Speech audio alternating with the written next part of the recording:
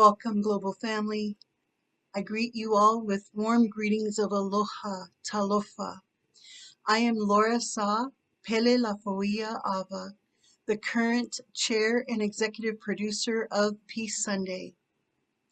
I first want to begin by honoring my ancestors of the beautiful Pacific Islands of Samoa and Hawaii, as well as the United States of America, where I live. I also want to honor and thank the stewards of the lands that I live upon in Southern California. The stewards are the Ahashimen and Tongva nations. My power of one is one power source. That is the Creator, our Divine Father and Mother as one. In the Pacific Islands, they're known as Leatua Keakua. Participants in today's Peace Sunday program will begin by lighting their candle to share our sacred fire from within and allowing it to shine forth into the world to illuminate this time of darkness and despair and fill it with more love, light, and hope. Everyone will share a song, a prayer, or a powerful message to our global family to unite us as one. On behalf of our three nonprofit organizations based here in the United States, known as Unity and Diversity World Council, One Global Family Alliances, and the International Council's Circles and Congress of Women and Youth, I would like to express our deepest gratitude and acknowledge our amazing alliance partners such as the United Religions Initiative and its cooperation circles. There are over 1,000 CCs worldwide. The Parliament of the World's Religions, which is the oldest interfaith movement, birthed on September 11th, 1893. Want to thank Unity Earth and World Unity Week, Sign Network, the Jerusalem Prayer Project, the Orange County Interfaith Network, Vedanta International Cultural Center, the Giborg Center, and so many more. We are all coming together and joining forces to make a collaborative impact for worldwide unity and peace.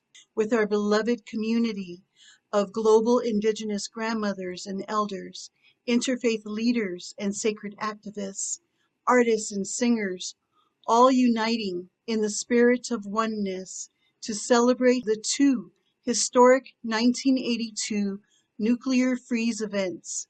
Peace Sunday, which was held at the Rose Bowl in Pasadena, California, with 100,000 activists, and the 1 million rally in New York City a week later on June 12th.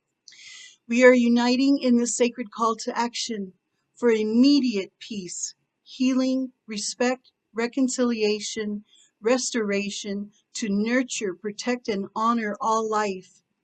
Think of today's Peace Sunday program as a worldwide candlelight vigil and celebration of life.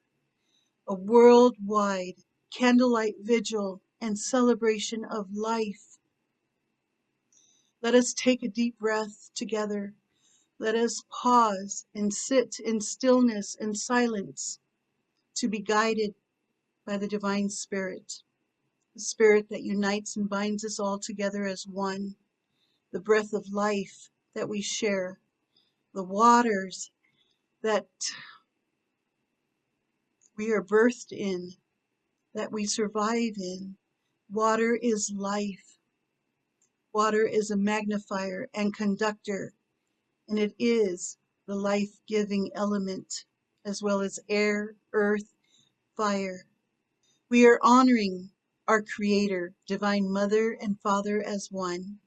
We are honoring our Mother Earth and all our ancestors. We have lost countless lives, countless loved ones in senseless wars, attacks, human trafficking, climate disasters, and simply life in general. We are also honoring the living and future generations to come. All are sacred in this miraculous web of life. Join us often for our ongoing candlelight vigils and celebrations of life being held online and soon we will be back in the Rose Bowl in Southern California and other stadiums and sacred sites near you. By the 45th anniversary of Feast Sunday and the 1 Million Rally, we hope to have simultaneous events happening worldwide. Enjoy our program, fall in love with our elders and our global family, our ohana, our ainga. Diversity is beautiful and divine. Aloha, aloha.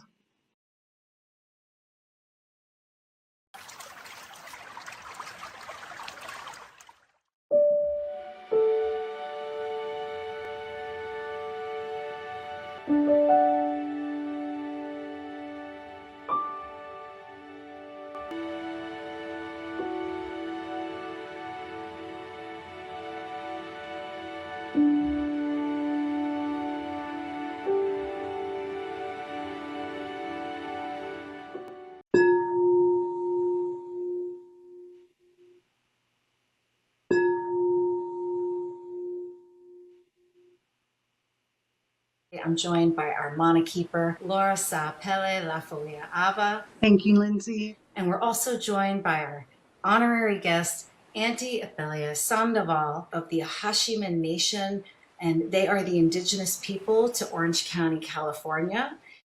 Love and gratitude to you both for joining us in resonance to hold this space, and welcome. Thank you. I am just really so blessed to be here today. So I'm going to honor this by doing a blessing. Oh, hey, oh, hey, oh, oh, hey, oh, hey, oh, where hey, where hey, oh, hey, oh. Kayomi Kungla, come witness what we do here. Tumomi Kungla, come witness what we do here. Kuime Kungla, come witness what we do here. Kichme Kungla, come witness what we do here.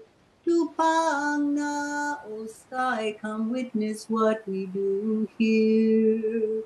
Omatuet, Omayut, our Mother Earth, we are connected to you. Oh, hey, oh, hey, oh.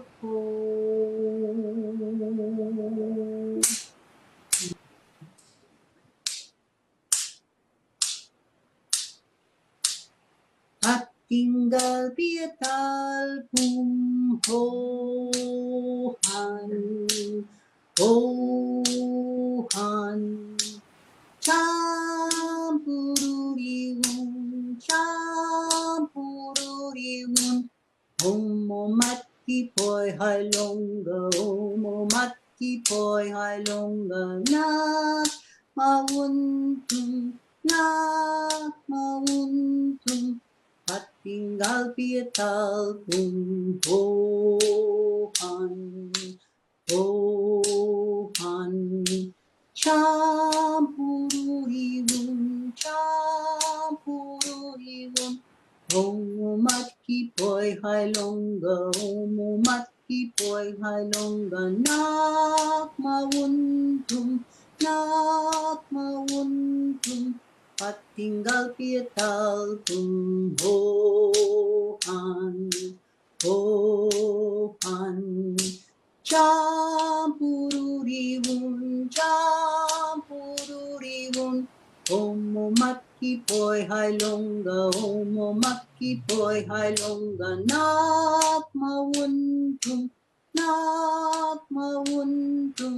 at tinggal piatal pumhohan, hohan, champururiun, homomatki poi hailonga, homomatki poi hailonga, nak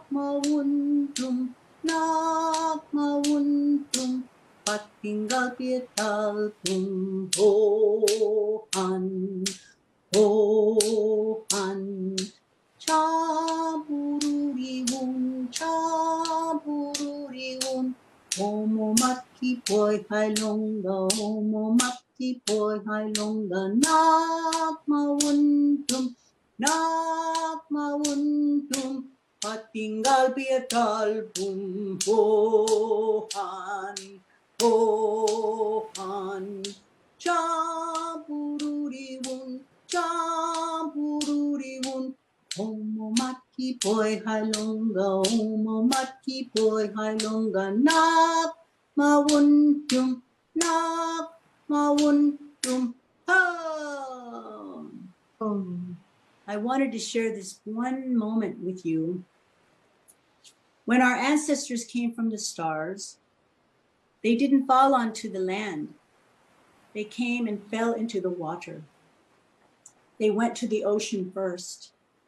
And this is a strong indication to all the descendants of those beautiful ancestors that the water was something very special, very important. And so we blend in with the teachings that are going on today of this beautiful water project.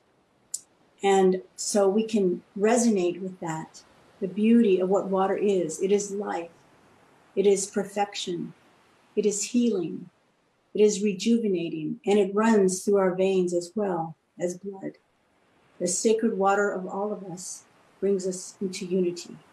It is the most wonderful story in and of itself. Ila. Ila. Ila. Wow. Thank you, Thalia, for sharing that, both of you for sharing your resonance. And I don't believe this is a coincidence. And actually, Dr. Emoto, he did not believe in coincidences.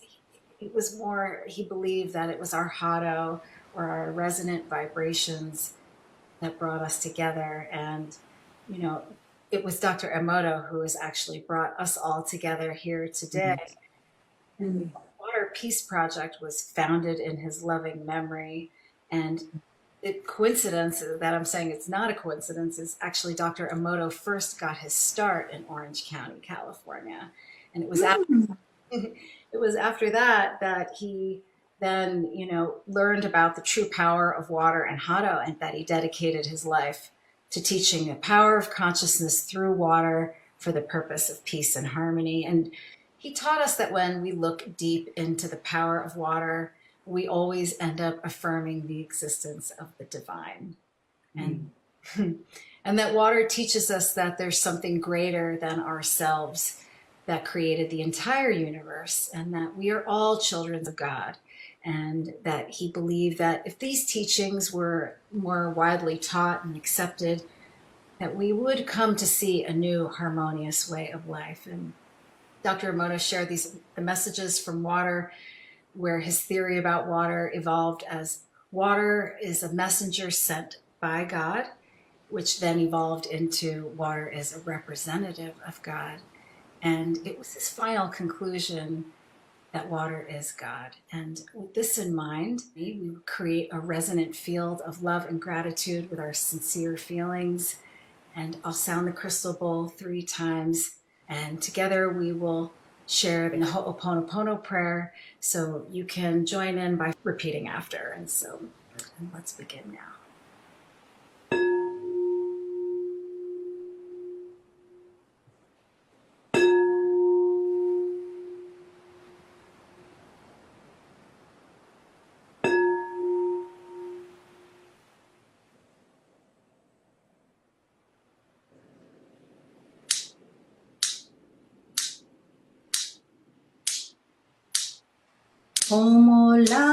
Komola, epinesha, nesha, pomepanesha, shrukatunla, pomepanesha, nesha, pomepanesha, shrukatunla, pomepanesha, nesha, pomepanesha, Oh, pomola, pomola, pome panesha, nesha, nesha, pome panesha. Pomola, pomola, epanesha, nesha, nesha, pome panesha. Shukatula, pome panesha, nesha, nesha, pome panesha.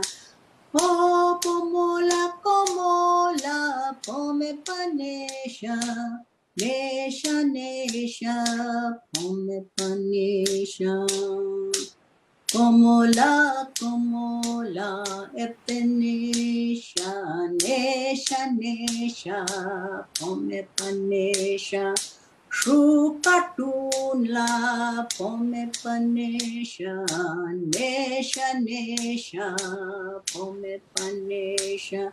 Oh, pomola, pomola, pome panesha. Nesha, nesha, pome panesha. Pomola, pomola, epenesha, nesha, nesha, pome panesha. Shukatula, pome panesha, nesha, nesha, pome panesha. Oh, komola, komola, pome panesha, nesha, nesha, pome panesha. Ah!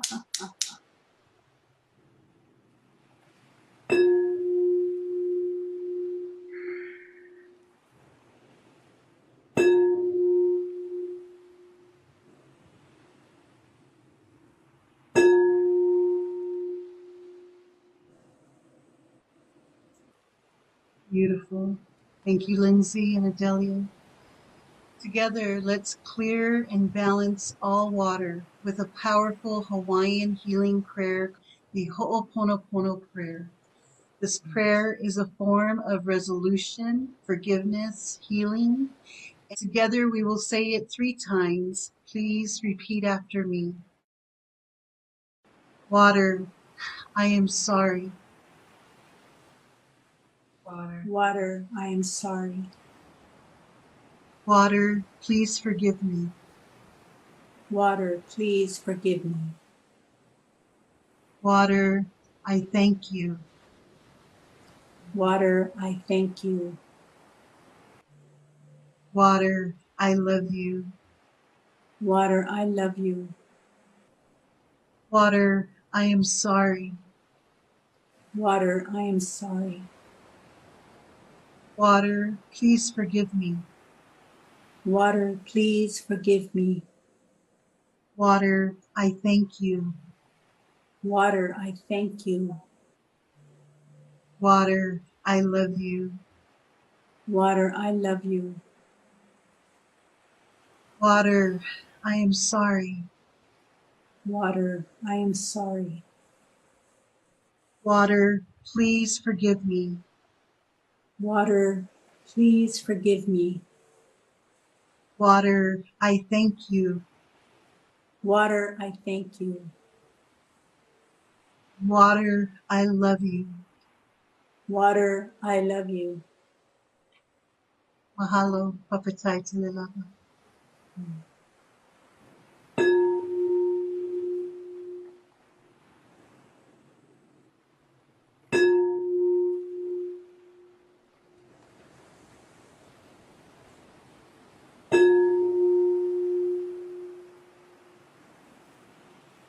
So this completes today's water ceremony and group consciousness experiment.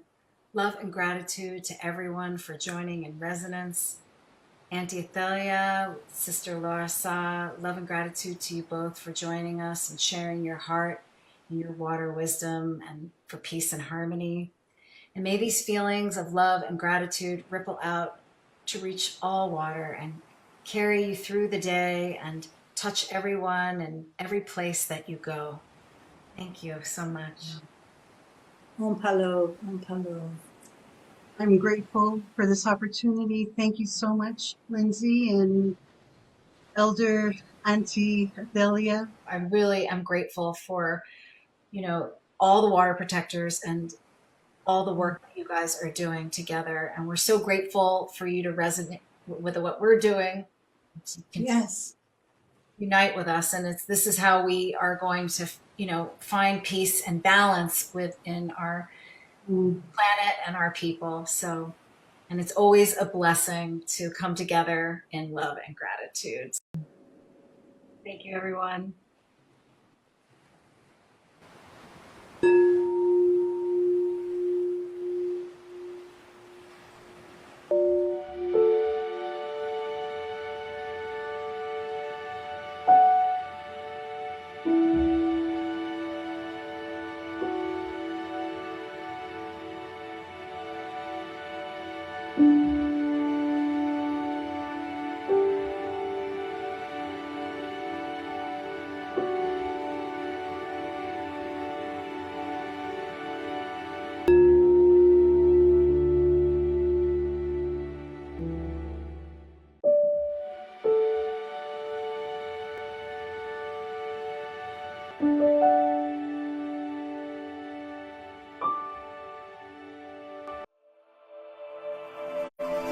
Hey, what's up, everybody? It's me here, Michael Franti, and we are celebrating our water planet, Mother Earth. And we just want to reach out to everybody within earshot of this message and let you know the importance of just protecting, loving, and respecting our water every day. It's the thing that makes us, it's the thing that unites us, because we are water. And water is the thing that connects each of us. We are water, and water unites us. So in order to be able to do that, we've got to look inside of ourselves and ask each of ourselves a very important question, which is, how do we want to show up, and what is the world that we want to create each day? And that's the thing that has really been shown up in my life in this last year, is that I've had to think, like, how do I take the best care of my own health, the health of my family, the health of our communities, the health of our countries, the health of our planet. And it all begins by going inside and saying, what can I do to become a more peaceful person, a more authentic person, and just somebody who has the tenacity, the fortitude, the creativity to be showing up every day for this planet and all its inhabitants. And so I want to sing you guys a song to go out, and it's just a song that, like all my music, says that if we take care of the planet will take care of us. And it goes like this. Good days, please come more often. Everybody's in the streets out coughing. Smog in the air, gonna send you to your coffin. Plastic everywhere down there with the dolphins. Everybody was born to a mama, so everybody is connected like karma. So disconnect yourself from the drama. Everybody's trying to heal like trauma. You know it's never been easy. Every day for everybody ain't breezy. And I hope you realize when you look into another person's eyes, you know today would be a very good day for us to have a good day. You know today would be a very good day just to have a good day. With a little more love and a little more laughter, a little more good vibes, less disaster. You know today would be a very good day just to have a good day. All day long. Let's make more and more good days for water, for the planet, and for all its inhabitants. Peace.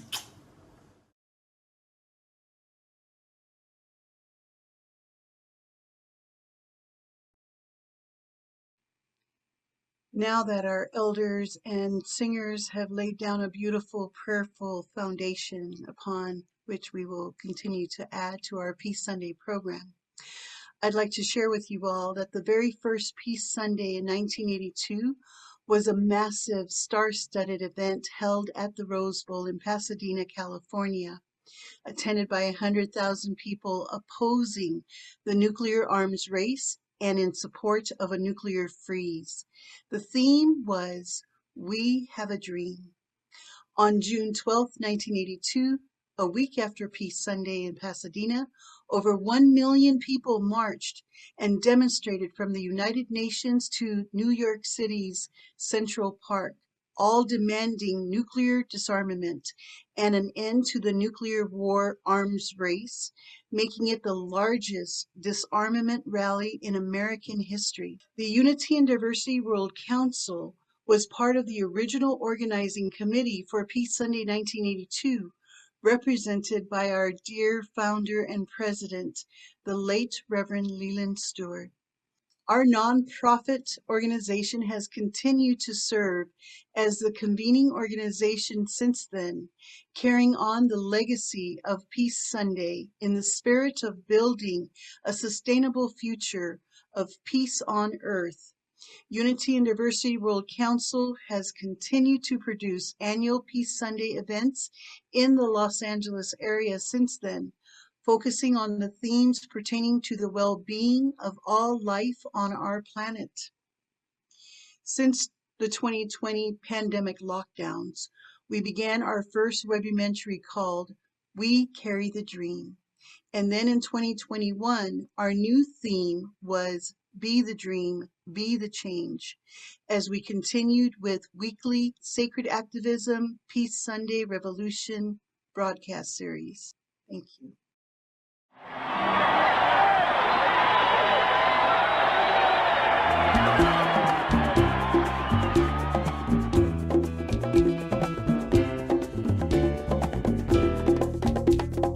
In 1982, during the height of the Cold War, as the Soviet Union and the United States engaged in the nuclear arms race and fears of nuclear holocaust plagued the planet, a mass movement for a nuclear freeze arose. In California, the culmination of the movement took place on June 6, 1982, at the Rose Bowl in Pasadena. The event was called Peace Sunday. Performers included Stevie Wonder, Bob Dylan, Joan Baez, Stevie Nicks, Jackson Browne, Linda Ronstadt. Speakers included Muhammad Ali, Jesse Jackson, Jane Fonda, Dolores Huerta, Rabbi Leonard Bierman, the Reverend James Lawson. Peace Sunday combined humanitarian and planetary concerns with music and message, setting the stage for future global link-ups such as Live Aid and other mega concerts, raising funds for disaster relief and various causes. Peace Sunday was produced by the Year of Shalom Committee, a coalition of peace and justice and interfaith groups. In subsequent years, the Unity and Diversity Council, a Los Angeles interfaith group, has picked up where the Year of Shalom left off and has produced annual Peace Sunday events at various locations throughout the Los Angeles area. Welcome, everybody. Welcome to Peace Sunday. So glad that you're here. This is the time to be here. This is the time to proclaim who we are. This is the time to stand up for peace. We really need a peace revolution, and I mean it. The status quo vis-a-vis peace that we see now is disastrous. Peace is divine, like justice. Both of them are one of the two names of God. When peace is broken at the individual level, we get anxiety and depression. When it is broken at the family level, we get domestic violence.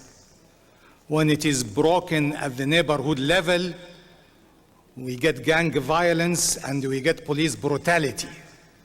When it is broken at the society level, we get discrimination and racism.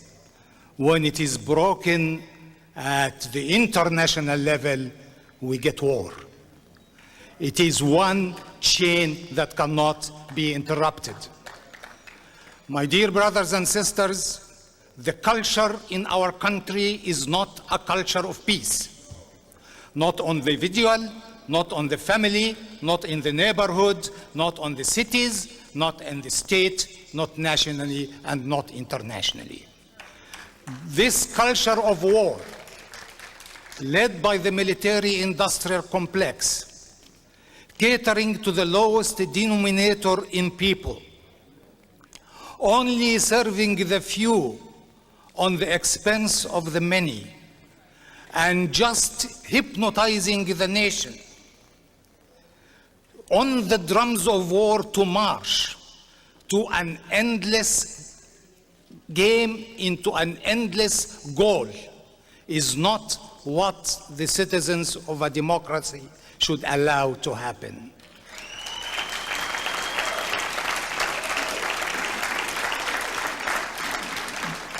Brothers and sisters, we need a revolution for peace to replace another paradigm. Nobody will do that but you, but us. All together, one nation, under God. May God bless you. This ceremony of peace today is a powerful blessing for this community. This country and this world needs to feel the power of our intention for peace, be empowered by our work for peace, and be endowed by structures of peace which spring as gifts from our imagination to an expectant world seeking deliverance from the throes of war. Peace Sunday, Los Angeles, represents a great gift to this community. Share it with the world. Thank you. Peace Sunday, my brothers and sisters. This is immediate. And there are millions of us united in this cause. And because of you, we are becoming the vocal majority. The majority of the world are with us. As Dr. King said, and Congressman Kucinich also mentioned this earlier, peace is not just the absence of tension, but it is the presence of justice. Presence of justice. Peace and justice go together. So, my brothers and sisters, let us take with us the spirit and the ideals and the hope of Peace Sunday displayed today. Peace Sunday. And live each and every day as if it were Peace Sunday, so that the future is created based upon what we stand for today.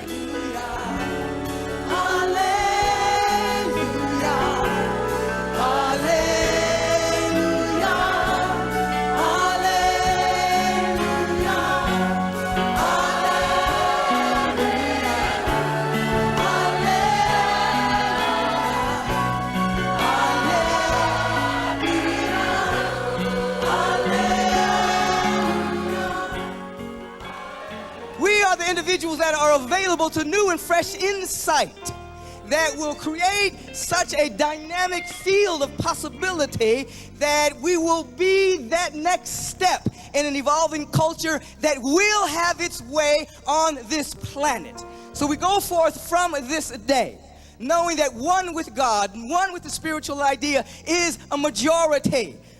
Mohandas K. Gandhi was the first. Martin Luther King Jr. was the first. We are the first in something that is evolving and will not be stopped. I have seen it.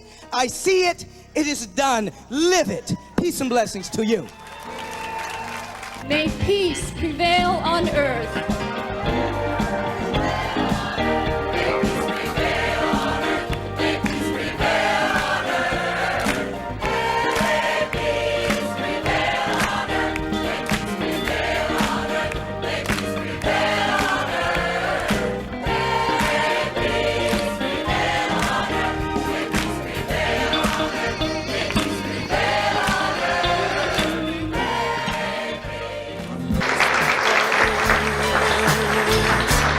Gather together,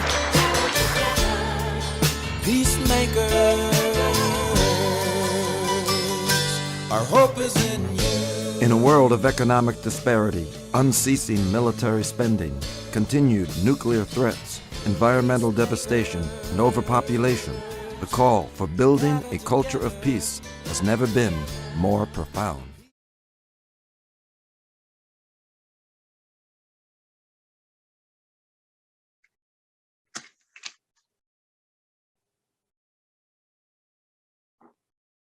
Hello, I am Monica Willard. On this Peace Sunday, I honor and thank my ancestors and stewards of the land on which I live, the Lenape Nations. My power of one is one peace. I am so excited to be a part of this and to hold the flame of peace. Looking back 40 years to Peace Sunday at the Rose Bowl, and the following week, there were 1 million people in New York City for the March in New York. People gathered on the streets and from the churches, from the synagogues, from the places of worship, schools. People of all ages gathered together to stand for nuclear disarmament, to stand for peace. And it's time that we live into this torch on the ancestors of the Native Americans who lived so connected to the land and to one another as we proclaim this time, this important time for peace. And from the time in the 80s when we negotiated with President Gorbachev and President Reagan saying, a nuclear war can never be won, therefore it should never be fought. We need to take those words and realize that we are being called to live into that very seriously at this moment. We are being called, and remember just last year when President Biden and President Putin agreed to that very same statement. A nuclear war can never be won, and therefore it should never be fought. We need to realize what it takes to not fight that war. And one of the things that it takes is to not have nuclear weapons to even to consider. They are a powerful force against humanity, a powerful force against life, a powerful force against a sustainable environment. We are looking at what the armament that is being used in the Ukraine right now and the destruction and the level of destruction that we see. And for those who look back and see what Hiroshima and Nagasaki looked like, there's a whole swath of land that is just gone. People were evaporated. People are at least escaping right now. But that certainly doesn't make it right. We need to bring in the highest powers that we have and link with the universe and call out to God and to saints and to deities and whoever the different powers in all of the religions call out to, and to bring their strength and courage and pray together to end nuclear arms. We are remembering the people of Hiroshima and Nagasaki and inviting everyone to take a minute and pray for nuclear disarmament on August the 6th. Nuclear Prayer Day. We need to proclaim it in our hearts, in our nation, and particularly in the groups in which we worship with. We need to link the spirit of good, the love that has been extended to us, and pour that out into shifting us into a culture of peace, which cannot happen if we live under the threat of nuclear weapons. This is too dangerous and it's too immoral for us to stand by and not do something. So I invite each of you to join us in prayer on August the 6th, for Nuclear Prayer Day. But may the power of prayer, prayers for peace, for unity, for justice, to link the different causes together and knowing that as a human family, we can make a difference when we call for life, when we call for a safe environment, all that could be taken away in a matter of minutes with nuclear weapons. So at this time, we specifically call on you to pray for the abolition of nuclear weapons and think of Grandfather Harry Bird's call, his quote, "A heartfelt prayer is more powerful than an atom bomb." And we need to combine these heartfelt prayers to eliminate nuclear weapons so that this threat will not be carried into future generations.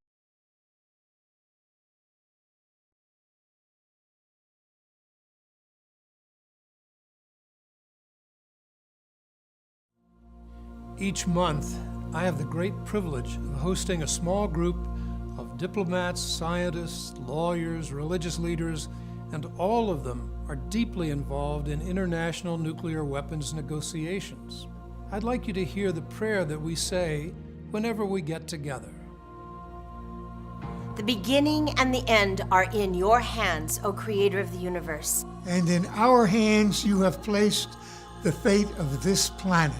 We who are tested by having both creative and destructive power in our free will turn to you in sober fear and in intoxicating hope. We ask for your guidance, and we wish to share in your imagination as we deliberate about nuclear force.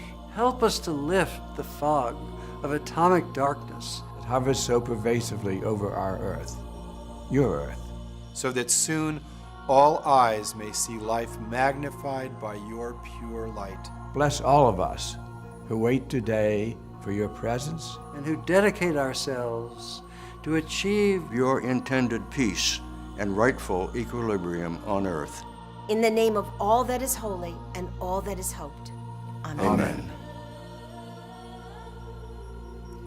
Today, the doomsday clock stands at 3 minutes till midnight, the highest level ever recorded.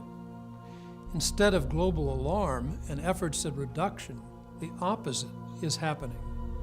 Nuclear weapons are built to be used sooner or later. But rather than stepping back from the brink, the world is dashing to plunge over the cliff. In this moment of nuclear madness, what can we do?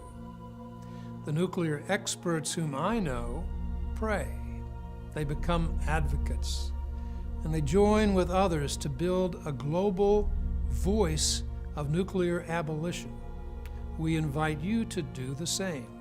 Our little group is called Voices for a World Free of Nuclear Weapons, and we are part of the United Religions Initiative. If we can help you find your voice, feel free to reach out to us at uri.org. Follow the prayer that is in your soul. Raise your voice. Save the world.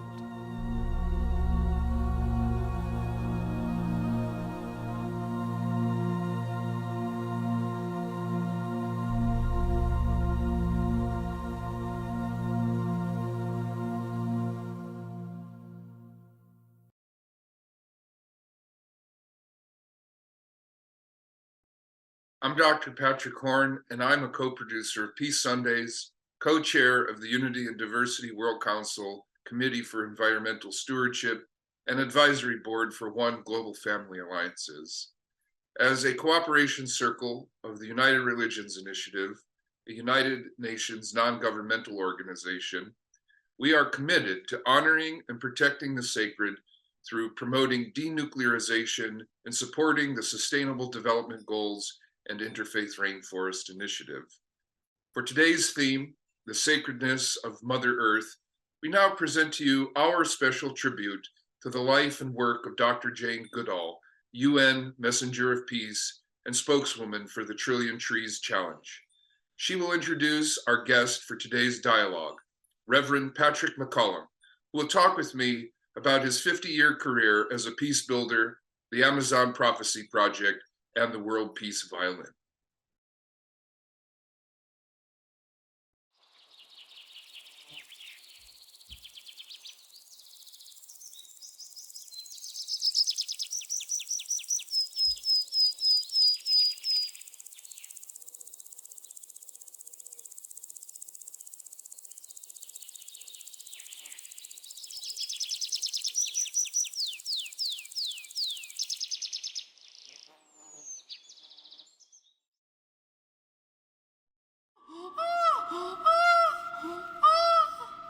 Hello.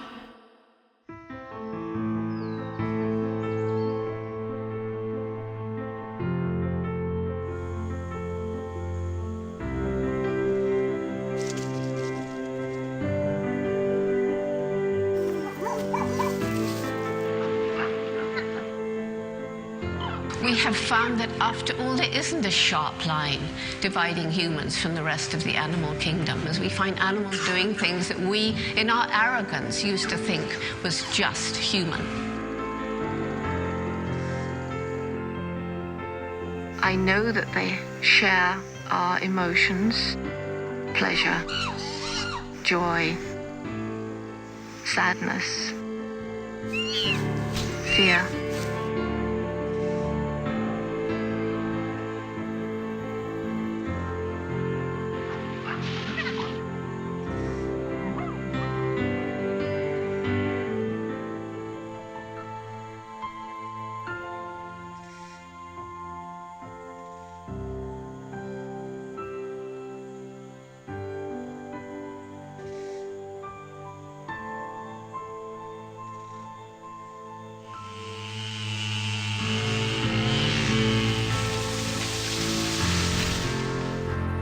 I knew there was deforestation going on around the park, but I was not prepared for the absolute devastation.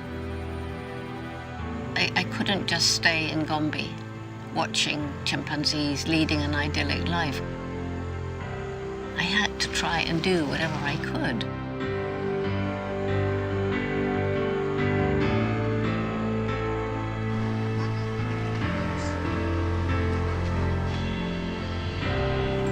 But it's not really possible to think about conservation unless you bring the people into the picture. It's where they live, after all.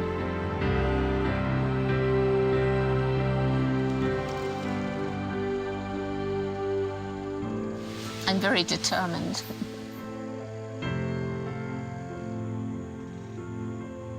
We here think globally, act locally. Don't. If you think globally, you become filled with gloom.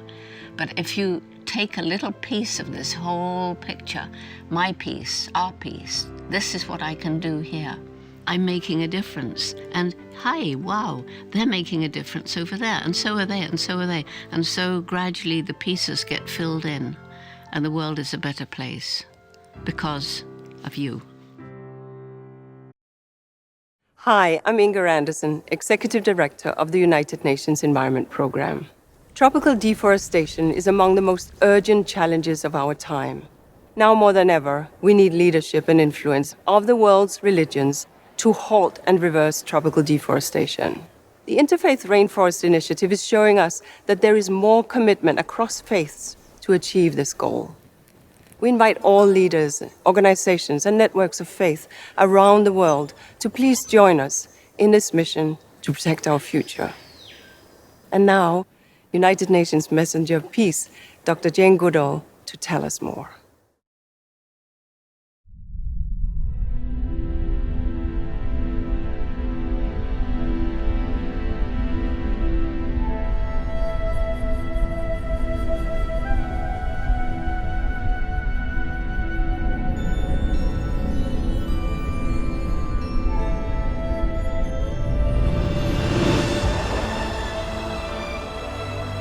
Rainforests, ecological marvels. Millions of years in the making, rainforests provide water, food, and livelihoods for billions of people around the world. They contain a staggering diversity of life. They create the oxygen we breathe and regulate our climate. They are our life support system. But rainforests are at grave risk. Every second of every day, an irreplaceable rainforest the size of a football field is destroyed. Powerful economic and political interests are driving their destruction to produce beef, palm oil, and paper, wiping out countless species from existence, marginalizing the poor and deepening inequality, threatening the survival of indigenous communities, and destroying the best solution for climate change that we have. But there is still hope, where a different future awaits us, where faith unites us to make rainforests a shared spiritual priority, where we teach our communities that rainforests are a sacred trust, where we feed a growing planet without converting rainforests, where we work with companies to ensure their products are deforestation-free, and where we make sure that governments protect forests and the rights of indigenous peoples. This is the future where we do what is right. But we need to come together, affirm that protecting rainforests is a moral responsibility for all people of faith, mobilize a movement built on the values we share across our religions and spiritual traditions, stewardship of the earth and care for creation, a respect for human rights and human dignity, social and economic justice. The Interfaith Rainforest Initiative is doing just that, from the Amazon to the Congo Basin to the forests of Southeast Asia, rallying faith communities to act. We must end deforestation because her life depends on it. His life depends on it. Their future depends on it. We all depend on it.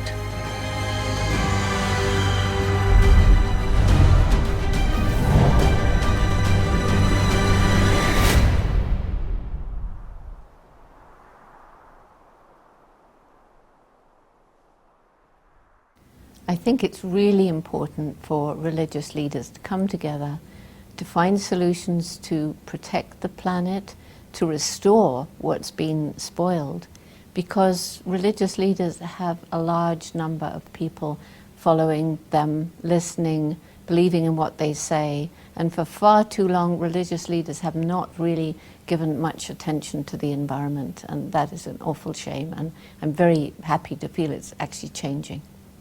When I was a small child, I grew up as a Christian, in a Christian family. We just, believed that there was a God out there. We didn't go to church all that much.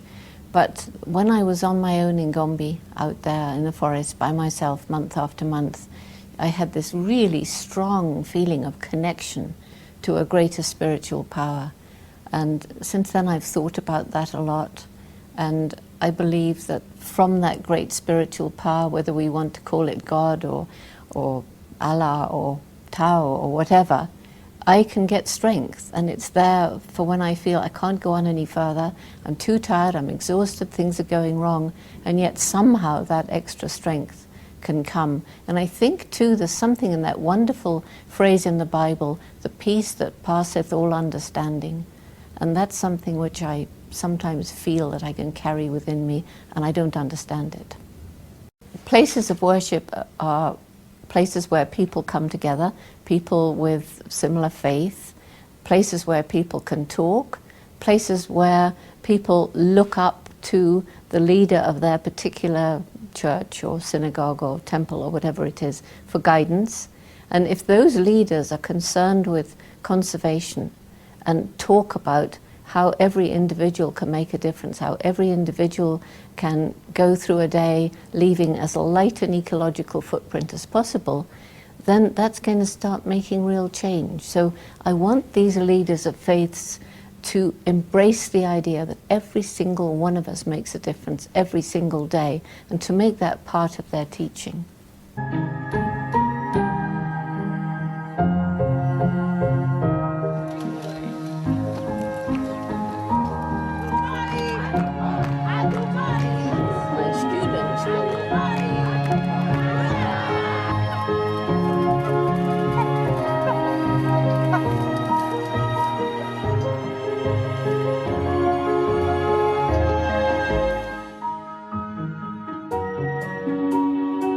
I'm not sure how my feeling of spirituality has guided my work, but it's really more a feeling of, this is what I'm meant to be doing. This is what I'm here for. My life has a meaning. I was a very shy child. All I wanted to do was go and live in the jungle and write books about animals. I didn't want anything else. I didn't even want to be a scientist. The world is so full of magic and surprises. And I think when people say, oh, science can describe it all, you know, you don't need to go to any intelligence behind the universe. Science, we have all the answers. And after all, it's been proven that the universe began with the Big Bang. Well, yeah, I'm sure it did. But what created the Big Bang? You cannot say everything's explained because of the Big Bang. You've got to then say, now I want you to explain the Big Bang, and they can't. So I like to keep an open mind, and I like to think of magic, and I don't want us to find out all the answers. You know, and I love that little phrase in the Bible, now we see through a glass darkly, then face to face. So one day we will learn the answers, but not on this planet.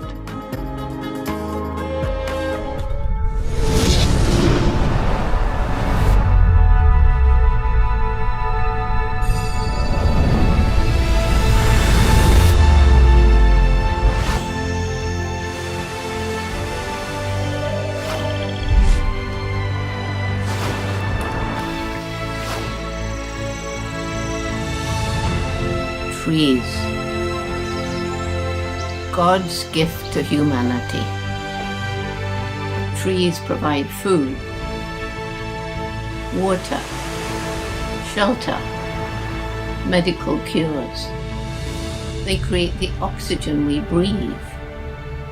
They absorb the carbon dioxide that threatens our climate. But trees and entire forests are at grave risk. Powerful economic and political interests are driving their destruction. Forests are cleared in massive numbers to create inexpensive land used for beef, palm oil, soy, and paper production. Businesses are choosing profits over protecting nature, and it's slowly killing us. Our planet has already lost a staggering 3 trillion trees. And that means that half of all our forests are gone. If we keep up this rate of destruction, little will be left by the end of the century, and we will tragically lose nature's most effective climate change solution. But there is hope. There's a very simple, practical solution that everyone can take part in. A solution that is as old as time.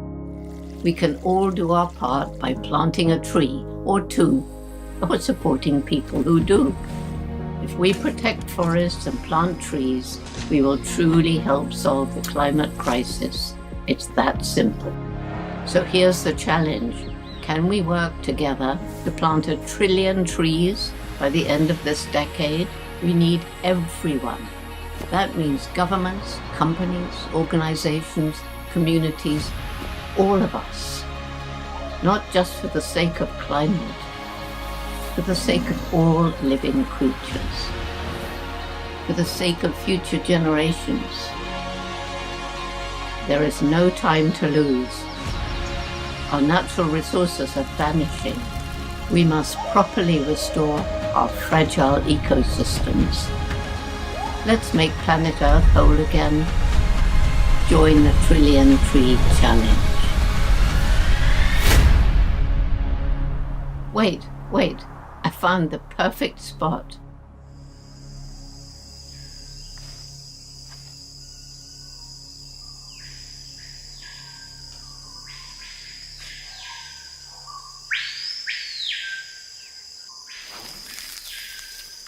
My name is Dominic Warre. I am a member of the Managing Board here at the World Economic Forum, and it's my delight and privilege to welcome you to this discussion, which is a briefing about a major initiative that has been launched here at Davos called the Trillion Trees Platform, or 1T.org.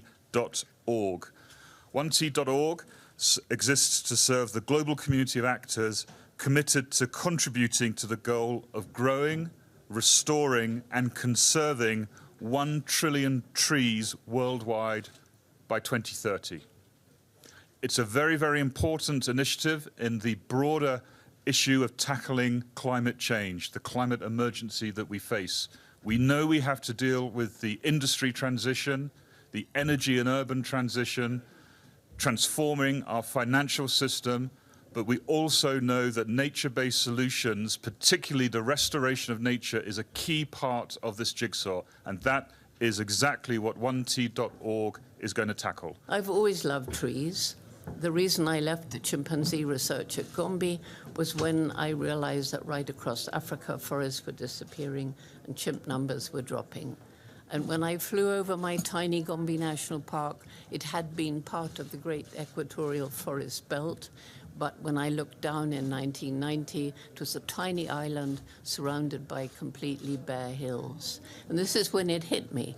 If we don't work with the people who are cutting down the trees even on the steep slopes because they're desperate to grow food for their families, then we'll never be able to even try and save the chimpanzees.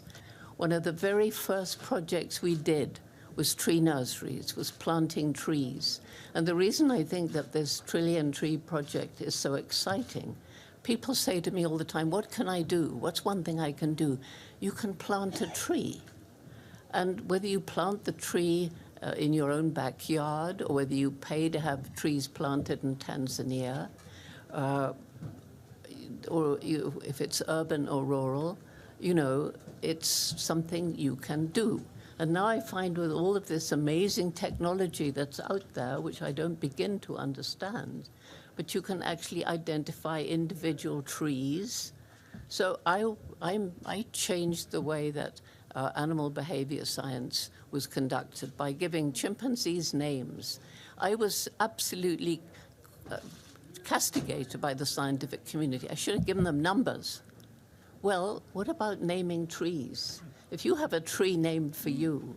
So our Roots and Shoots program just last year planted about 5 million trees around the world. And that's with very little support. If we had more money coming in, we could plant many more. 5.5 million, you know, Roots and Shoots has guaranteed that this year alone. So yeah, the Trillion Tree Project is exciting because everybody can get involved. And whether it's communities on the ground that are so important, businesses, politicians, political leaders, children, everybody. And if we have a tree in our name, we want that tree to live. And so, yes, I think the Trillion Tree Project is absolutely fantastic, and I congratulate everybody working on it.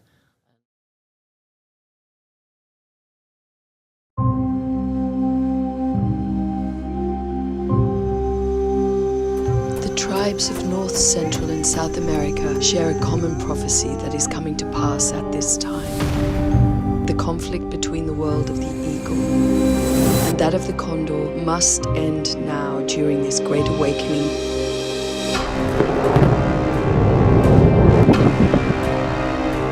Illegal loggers in the Amazon are not just killing the rainforest.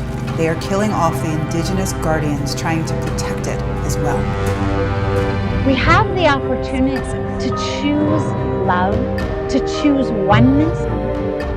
The sacred medicine tribes enter our visions whispering of our return to origin, a great unification is forming amongst the guardians of the earth.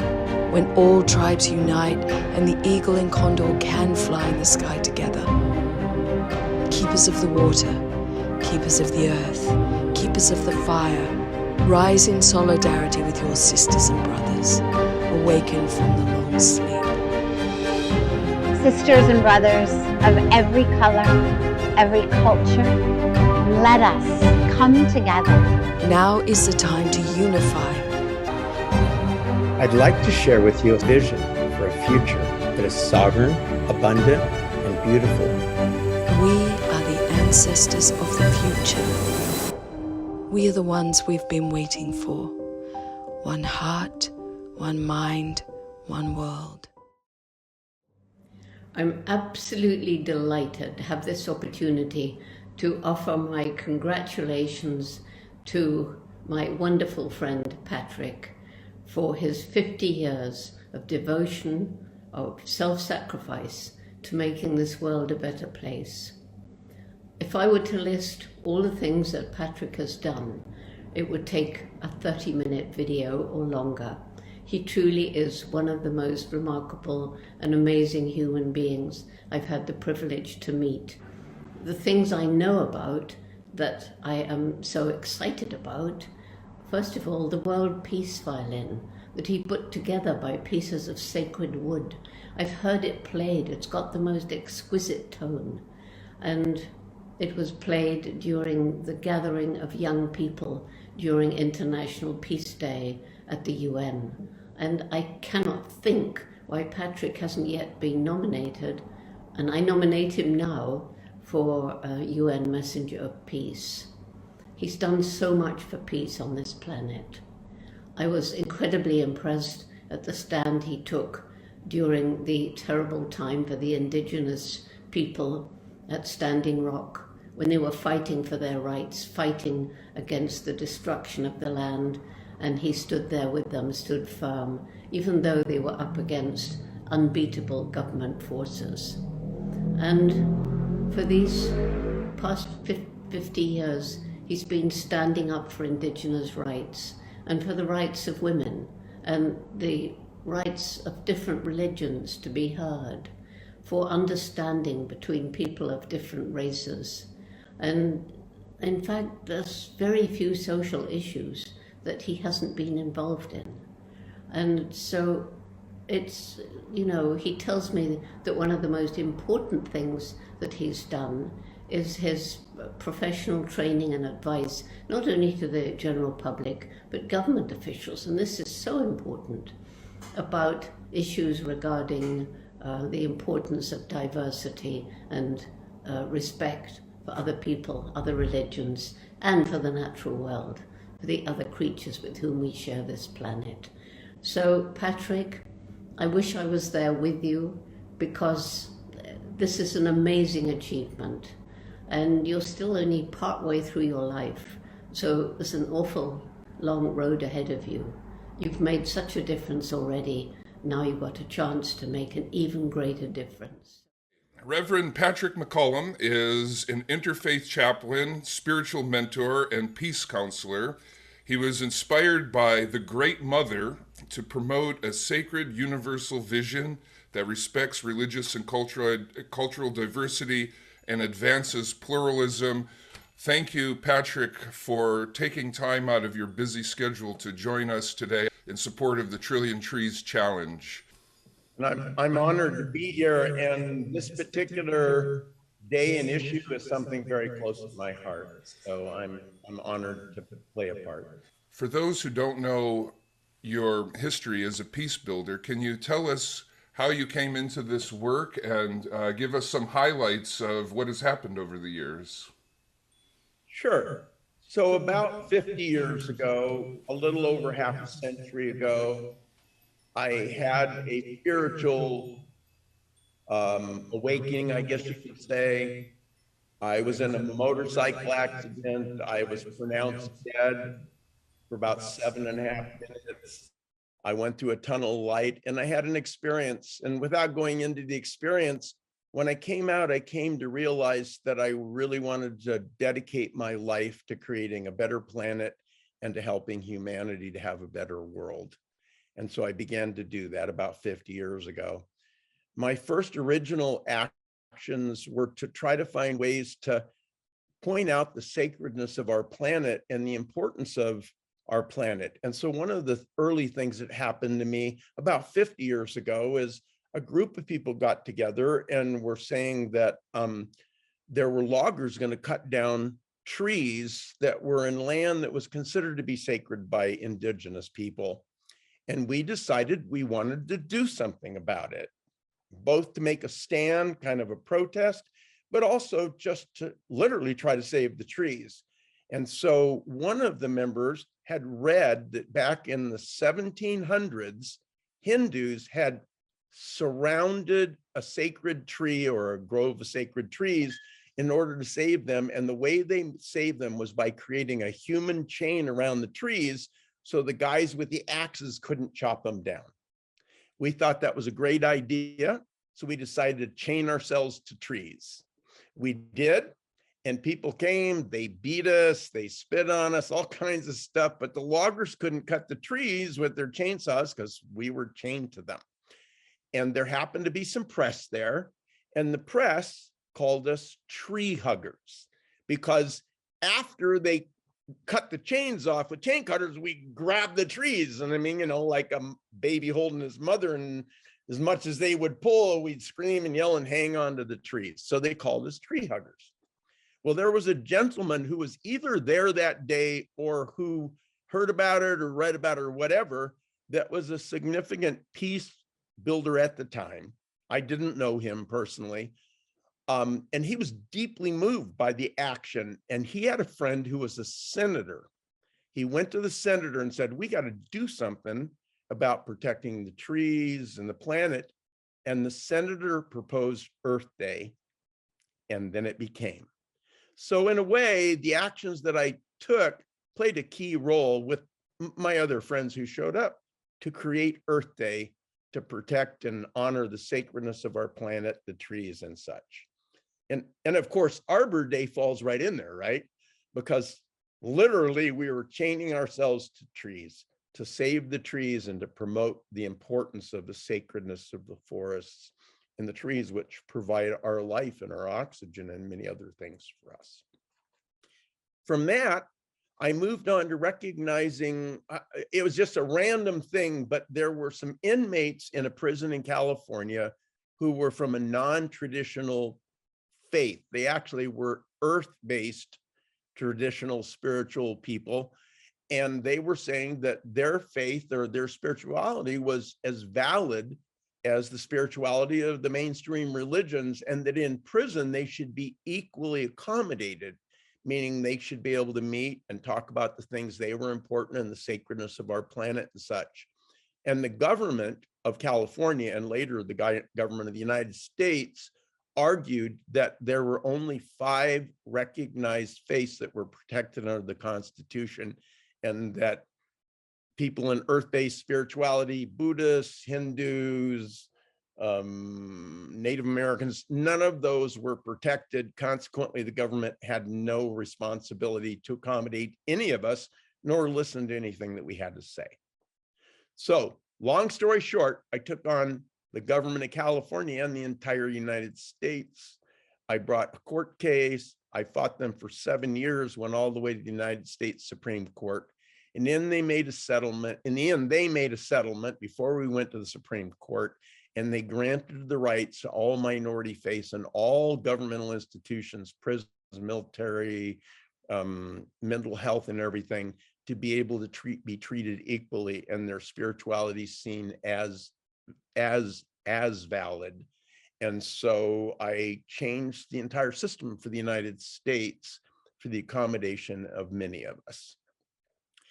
Then I decided that I needed to move farther out with my ideas and have more impact in a larger way. And so I began to use different platforms I had to speak at events and such.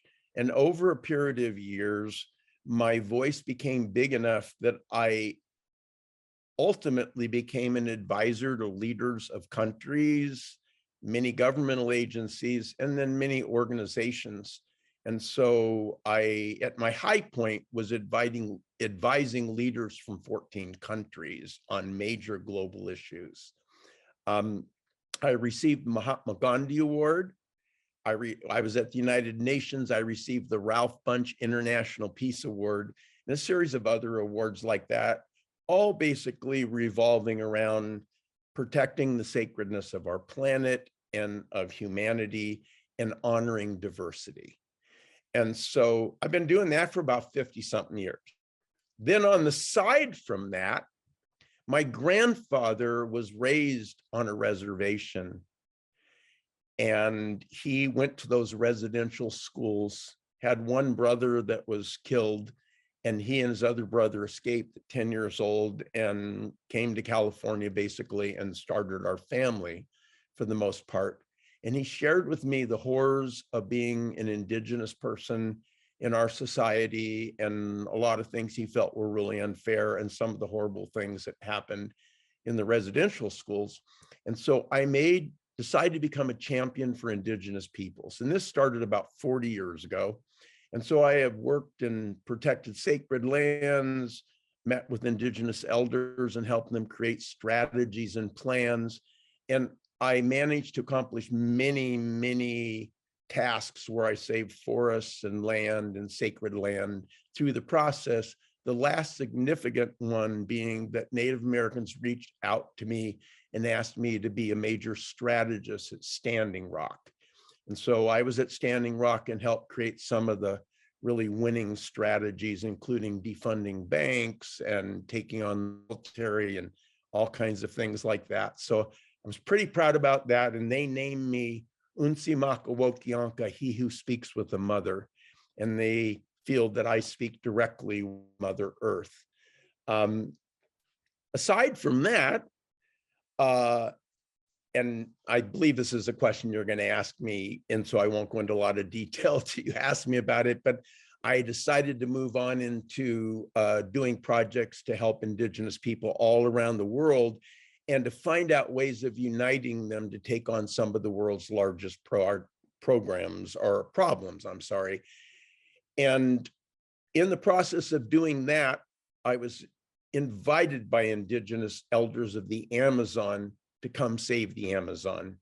And I'll leave it at that, and you can ask me more about that. Yes, I will ask you more about that, but first, I'd like to know more about the World Peace Violin, which everybody loves so much and which we'll hear on this program. Could you tell us about how this World Peace Violin came into being? You know, in the world I walk in, a lot of people hear voices and talk to spirits and do things like that. And I'm really not one of those guys. I kind of wish I was more of one, but it's very rare that, the divine God, spirits or things talk to me. I do talk with trees regularly, so I guess that's kind of special. But one night I was lying in bed. I'm already a peacemaker, and a voice spoke, and it was just like it was in my room. And it said, "Patrick, I want you to make a violin." And my wife was next to me, and I said, "Did you hear that voice?" And she said, "No, what are you talking about?" And then it said it again, "I want you to make a violin." And then it said, "I want you to make a violin, and it is going to become the symbol of peace for the entire world." So believe it or not, believe it or not, I said to the voice, "Okay, I'll do it. I'll get a book. I'll learn how to make a violin." I'm not a musician. I'm not a violin maker, never made anything like in my life. I wouldn't know where to start, but okay, I'll go get a book. I'll learn how to make it. And the voice said to me, "I don't want you to learn how to make a violin. I just want you to follow my voice." Well, fast forward a little bit, I stopped my very first war in Africa, in the Congo. And the people there were very poor and they didn't have anything. And so one of the things that they did was give me a sacred piece of wood from their most sacred tree that they make drums to do ceremony from, because it was their most valuable thing. So now I have this chunk of wood and I'm going, what am I going to do with that? I'd forgotten about the peace violin. But I helped Native Americans save a piece of land here in California. And I told them the story about the voice telling me to make a violin. And I told them about the piece of the tree from Africa. And they said, well, we have a tree we call the tree of peace that tribes have come to for a couple hundred years to solve stuff. We want to take you there. So they took me to this tree and I said, well, why am I here? And they said, well, just talk to the tree and tell it what you're here for, that you're going to create a violin and you're going to make it something that somehow is going to have to do with peace. And then I did that. I left, and then the Native American elders told me to come back anytime I was in the area. Well, I came back one trip and lightning had struck the tree and broke a huge piece of it off, and it was on the ground. And I realized at that moment that the piece from Africa and the piece that was on the ground in front of me had something in common. They were both related to peace.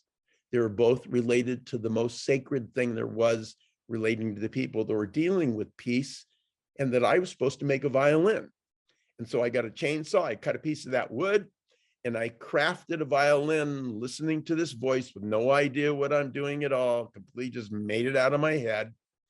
And I thought I was done, but all the experts and everybody said, you can't make a violin. You don't know what you're doing. You know, I mean, it takes people years of training and it's not going to sound right. It's all the wrong wood. It's everything like that. So I was trying to figure out what to do, but I got the violin out and I played it and it sounded horrible and they were all correct. And when I say I played it, all I could do was make a note. I couldn't play the violin at that time at all. Never had any training or anything. And it was horrible. So I decided, yeah, they're all right. It was so horrible, I actually hung it in my bathroom and was embarrassed to show it to anybody. But then I came to realize that I needed to make a varnish for the violin.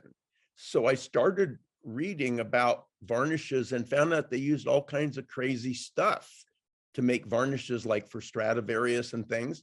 So I decided, well, I'm just going to follow this voice and get stuff that I have around that's sacred that might have to do with peace, and I'm going to incorporate it.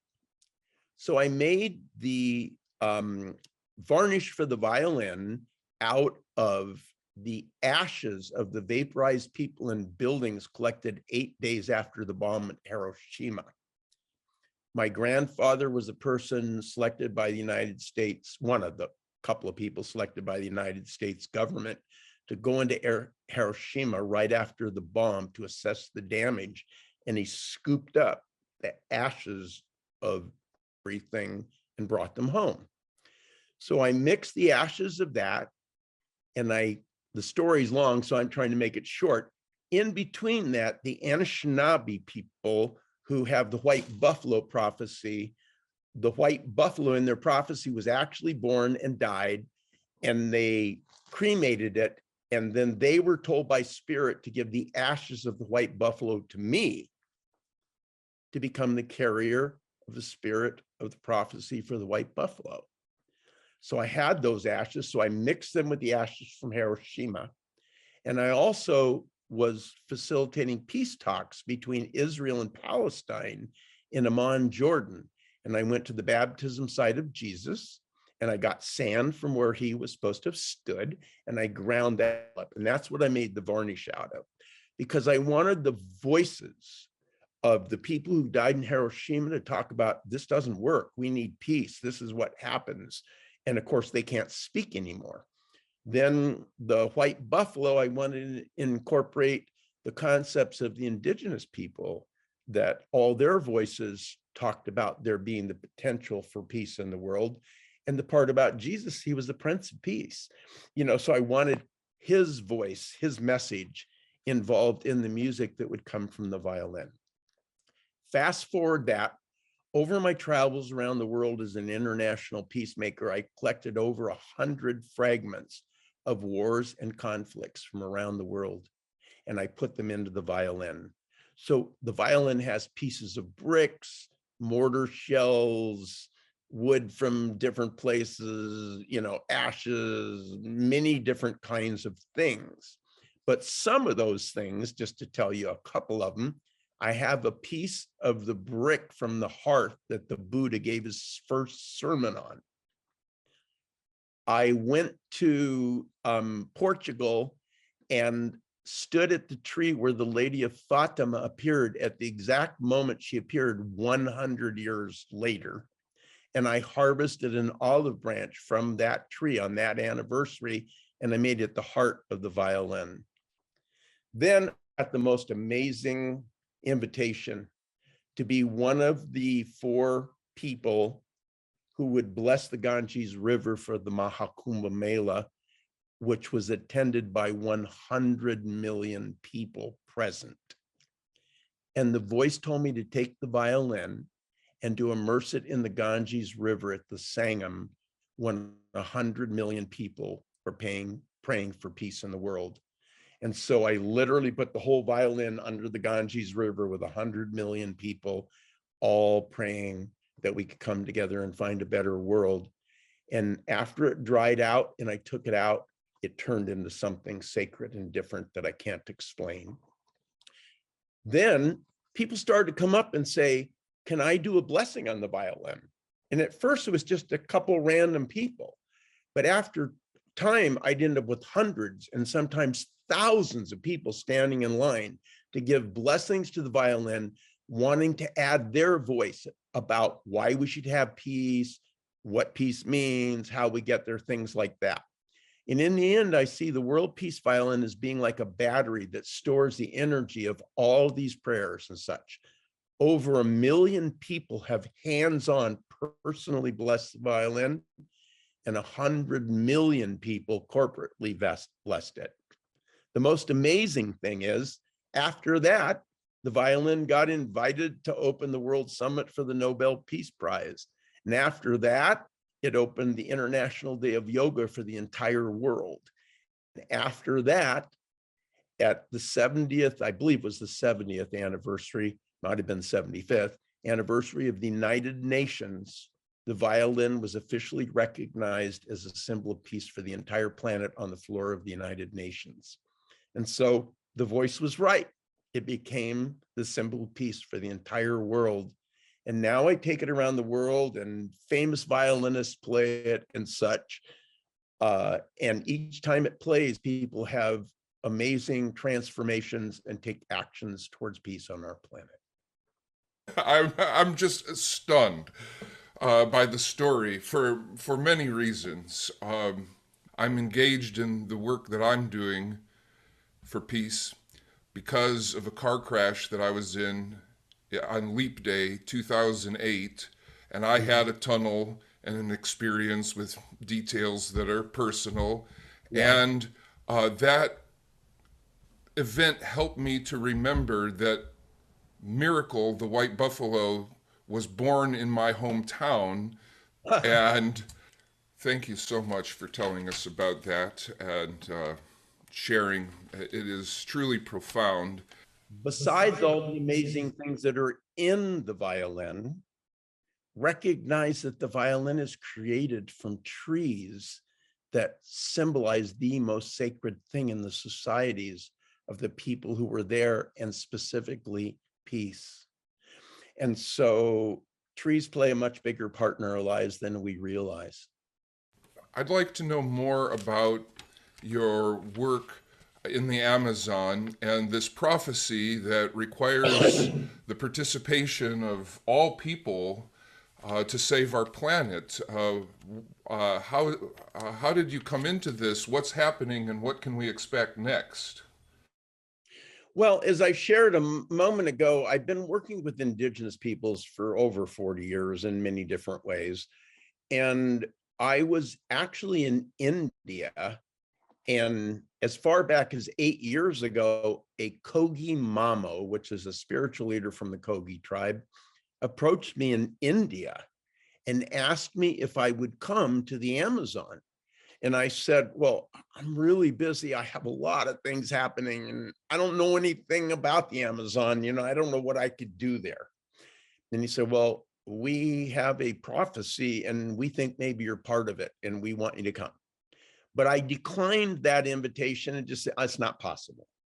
So then fast forward a few years after that, 4 indigenous elders representing roughly 300 tribal pueblos and groups across 5 countries, the Amazon, came and met with me. And they told me that there was a prophecy that originated with the Kogi. There were several prophecies, but originated with the Kogi, that there is a white, that when the Amazon is burning and the water of the rivers is poisoned and the animals are dying and the indigenous people are being killed, there will be a white man with blue eyes that's a peacemaker, and he will help unite the indigenous people, and they, through their wisdom, will save the Amazon. And in doing so, they will save everyone on the planet. And I loved the story because they weren't trying to tell me I'm the savior guy that's going to save everybody and everything. I'm just more like a catalyst. Like, they just needed me to show up and figure out how to get them all to come together, because the indigenous people are just like us. I mean, they have great wisdom and other kinds of things, but when they have 300 and something tribes, some of them have been at war with each other. They've been around for thousands of years. They have issues, you know, some of them don't know the others. They don't talk to each other, and they don't work together to address the problems facing all of them. And so I was deeply moved. They did a ceremony with me when they met with me. And, you know, who knows what all that is. They had long bamboo pipe and they blew things up my nose and they drummed and they did many different things. And then the head of the Condor people, which is one of the main groups of tribal peoples, had 3 condor feathers that represent him being the spiritual leader. And he took the smallest one that represented the baby condor and he gave it to me. And he said, take this feather and it will reveal what you need. And I took it home, I slept with it, and I had a profound dream where I saw how to unite all the indigenous people of the Amazon. And I actually wrote it down and people could look at it. It's online. I can't even tell you right now where it is, so I'd have to come back with that information. But it so moved me that I decided to take on the task of trying to save the whole Amazon. And the first step was to meet with the most remote, difficult to speak to tribe in the world, the Kogi, who you can watch documentaries about and various different things.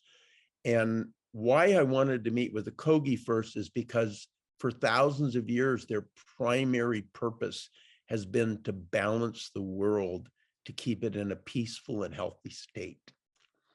And so I reached out. The Kogi invited me to come meet with them. I met with their spiritual elders. Some things happened that are a much bigger story and too much to share here, but I'll give you the short version. The short version is, the first thing the Kogi told me is that they've been asking the world for 550 to 600 years to return the gold that was stolen from them by the conquistadors. And in history, we know the conquistadors completely destroyed their entire civilization, took all the gold. So like every other person on the planet, when I hear that, I'm thinking there's billions of dollars worth of gold. The Kogi want it back because as a Westerner, gold is cash, and then they could do stuff with it to make their world better. So that's how I was thinking, and that's how everybody in the world thinks. But I can't bring gold back to the Kogi. I'm not a gold dealer. I'm not anything. But I had a pendant that I made for my father around my neck. I'll actually just show you it here. And I made it about 40 years ago. I gave it to my dad, and he wore it for his entire life. And then my mother and father died in a house fire. And the pendant heated up and it melted through my father's chest down next to his heart. So in order to get the pendant back, the coroner asked me, do you want me to surgically cut your father out and go in there and take it back out? And when the fire took place, it destroyed every connection with my family, everything, all history of our family, and my parents died and all that. So this was one of the only two things that I still had connecting me to my family. But I was talking to the Kogi Mamos and I said, look, I can't return all the gold that was taken from you, but I could give you my most precious thing, which is gold, and it could be the first step. And so they said, bring it. We want you to bring it. And we are going to make that piece of gold the heart of the restored temple that was destroyed by the conquistadors. And it is the temple that balances the world. So I went to Colombia to the Kogi. I gave them the pendant. They took it and accepted it. This is the Mamos. And then they told me that not only had I brought back a pendant, but through my sacrifice and through giving the most precious thing I had and the gold, that the truth was that it wasn't physical gold they needed. In their creation story, they believe the first thing after creation is that the divine created the spirit of gold, and it is the thing that creates spirit and soul. So the conquistadors took the Kogi's spirit and they never could get it back. But through my sacrifice, I restored the spirit of the Kogi people for the first time since it was taken away from the conquistadors.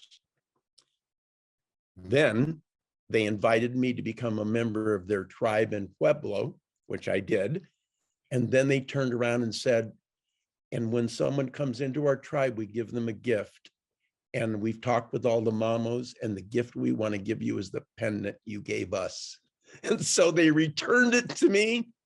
And they said, everywhere that I walk now, all the prayers of the Kogi will be directed to the pendant to change the future of the planet.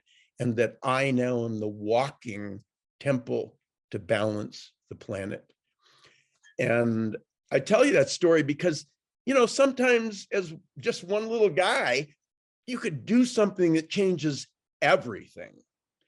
And to show you where that advanced, while I was there, I united the 4 Kogi tribes, which had been in opposition of each other for a very long time, I guess. And I united the entire original Tyronis civilization of 4 tribal groups across all of Colombia into one single group willing to work and join with me. And they just created an official document and made me the sole representative to the world for the indigenous peoples of the Kogi and all the Tairona peoples. And so that's advanced to a number of different things.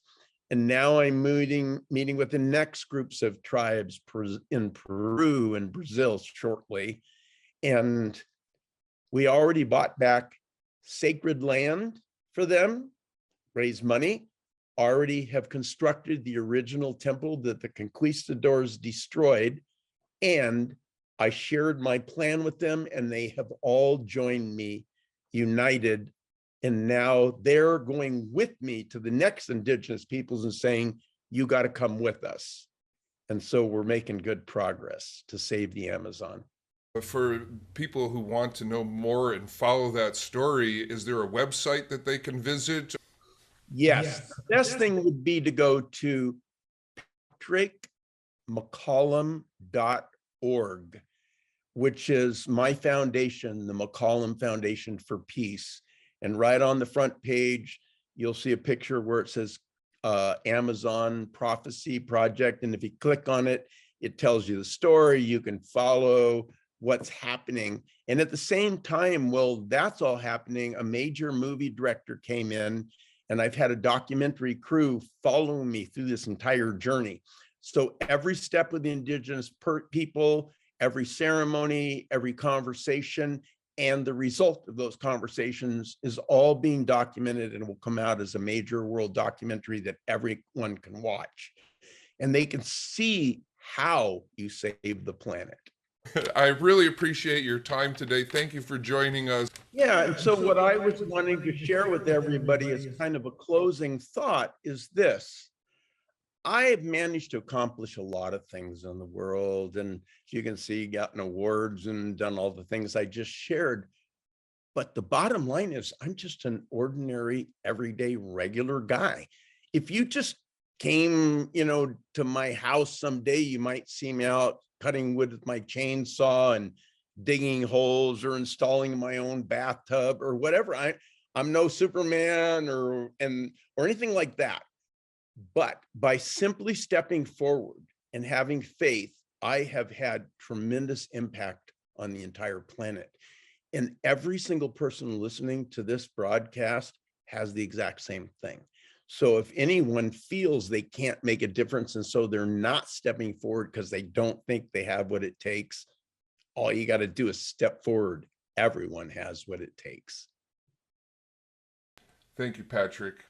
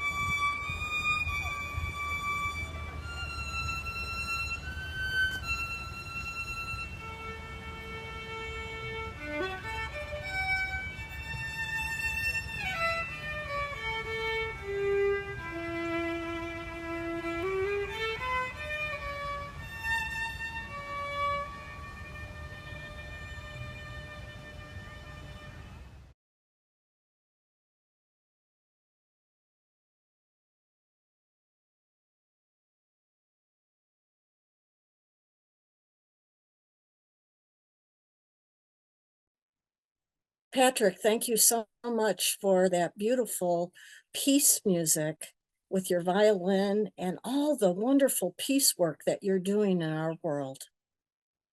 My name is Rosalind Sherman. I'm on the board of directors of the Unity and Diversity World Council.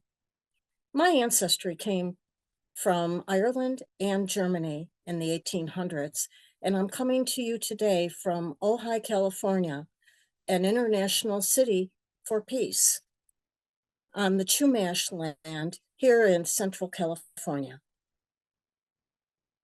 My power of one is interconnectedness of all life. And my wish is that unity and peace prevail on earth. I'm going to share with you my Pledge of Allegiance to the earth. I pledge allegiance to the earth, to all nations, and to one world in which I stand, for one people, one planet, one destiny, indivisible with liberty and justice for all. We are all one relation. There is no us, there is no them. May love bless our world. We are one, we are many, we are one. May peace prevail on earth.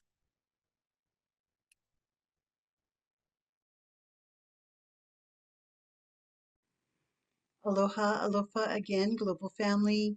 We are now at the ending of our Peace Sunday program, and I'd like to once again thank our alliance partners and especially my co-producers and producers who have taken the time and their talents to contribute to today's program, as well as all of our participants. There are some other events that I just want to remind you of. I know that everyone has shared throughout the program, but I would love to extend once again the invitation for you all to join us for World Unity Week. And you can find out more information and register at worldunityweek.org. On the very first day, that will also be the launch of the 99 Days of Peace through Unity. It will continue on until Peace Week, again at 11:11 a.m. Pacific Daylight Time to 11 p.m. Eastern Daylight Time. 11:11 because in sacred numerology, it represents the great spiritual awakening of humanity. All right, and then September 21st, which is the United Nations International Day of Peace. Definitely join us because we will have a special broadcast worldwide candlelight vigil honoring all life, past, present, and future. So I thank you all. Join us again often, and I wish you all a blessed day. Aloha, alofa, aroha, agape, and aho.